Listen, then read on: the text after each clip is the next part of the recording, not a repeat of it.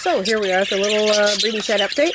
This is Scruffy and his Laurel, who had got 2 straight days of electrolyte solution and put on a bunch of weight, so she was badly dehydrated. And today I put calcium in their water in case when they lose calcium to the point of dangerous, it affects their ability to move and their muscles and everything else. And she's very clumsy and weak right now. So I'm giving her a day of that. It'll boost her calcium levels way, way up. And then over the next several days, her calcium levels, I'll pull it and her calcium levels will drop, which will make sure that she does not lay any more eggs. So she's on 6 eggs right now. The 2 embryos that I left her when I took 2 out are developing nicely. So she's definitely still cognizant enough to be sitting on her eggs and taking care of them. And like I said, she's put on a bunch of weight, but her behavior is still very compromised. So she's not out of the woods yet, but she has a will, let me tell you. Marine's tail is starting to bounce a bit, which means she's getting ready to lay an egg. She and Mercury are doing quite nicely. See that bouncy tail? She's going to lay an egg in the next 24 hours. Peabody and Cloudy have their first 2 foster eggs in there. They're the 2 younger eggs from Laurel, and they'll get a foster chick later on.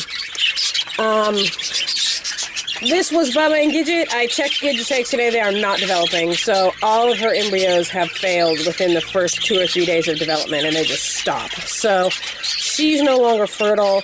Bubba's extremely valuable, so I pulled them.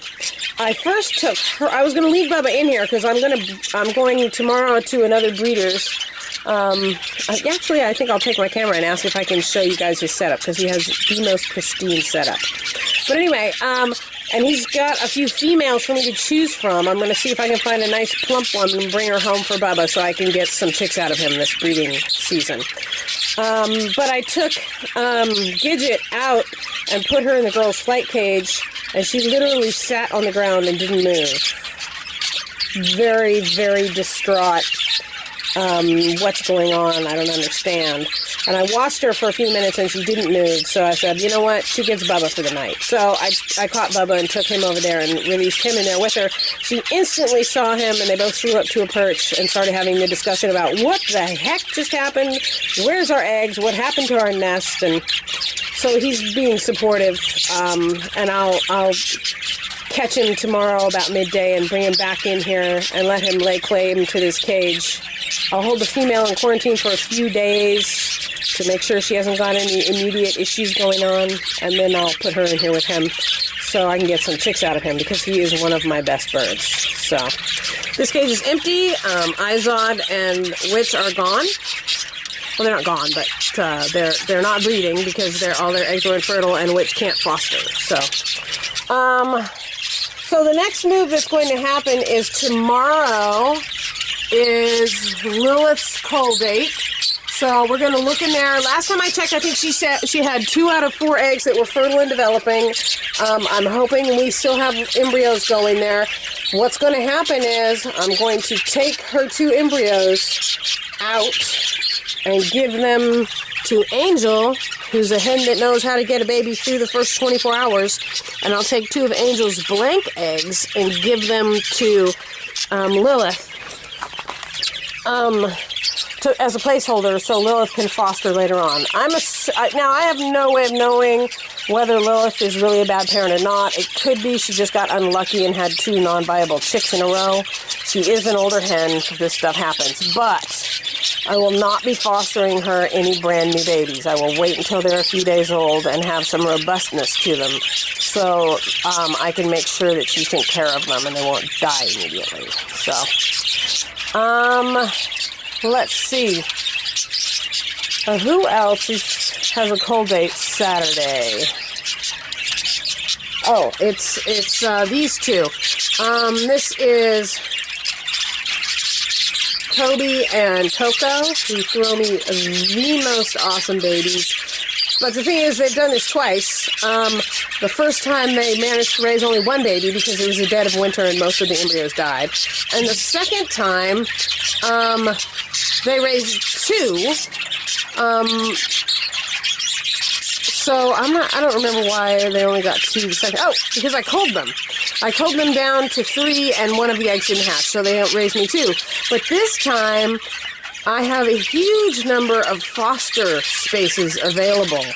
And Coco typically lays 7 or 8 eggs. She's on 7 right now. So she's probably going to lay an 8th one.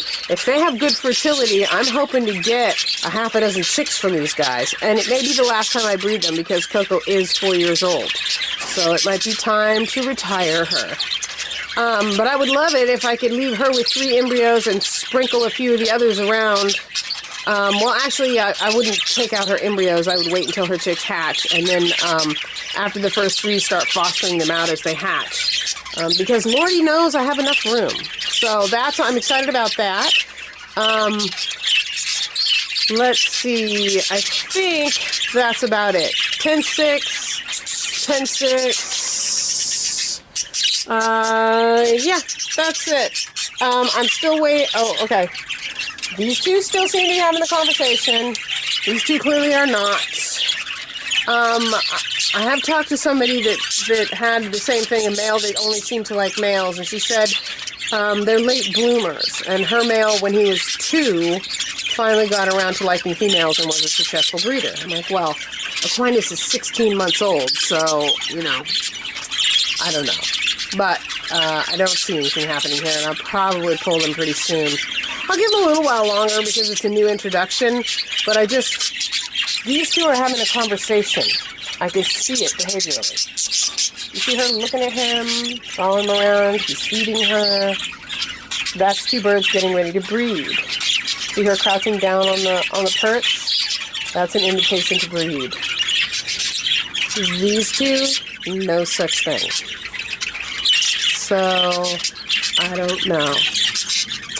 So I'll probably end up pulling them pretty soon, but I'll give them a few more days just in case Turin manages to talk him into anything. So there's Laurel down there. See, she's just... I put those the millet sprays right next to her box. She comes out and eats them. Her man is keeping her fed. She's just really not feeling good. But, like I said, her body condition has improved greatly with the electrolytes. And I'm giving her some calcium in the hopes that if she's having a calcium emergency, that will help. And she seems to have a will to live and a will to be a mama. So we will let her keep going. Okay, that's about it for the update.